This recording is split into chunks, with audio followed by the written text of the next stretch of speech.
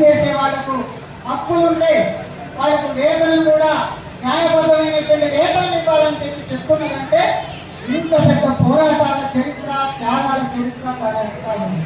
మరి వందల సంవత్సరాలు కష్టపడి కొన్ని హక్కులు సాధించుకుని కార్మిక లోకం శ్రమ చేసేటటువంటి వాళ్ళు కొన్ని సౌకర్యాలు సాధించుకున్నారు.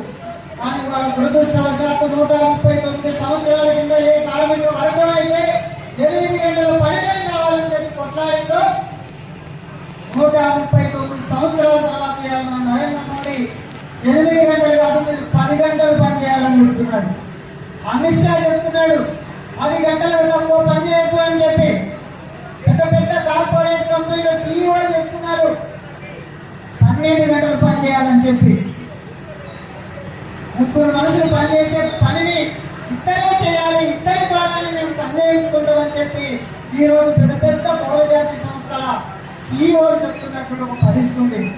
వాళ్ళకు మద్దతుగా మన భారత ప్రభుత్వం, నరేంద్ర మోడీ నాయకత్వంలోని బీజేపీ ప్రభుత్వం కార్మికుల హక్కులన్నింటినీ కూడా రద్దు చేయడానికి కోరుకున్నది. ఎప్పటి నుంచో కొట్లాడి సాధించుకున్నటువంటి చట్టాలన్నింటినీ కూడా రద్దు చేసింది.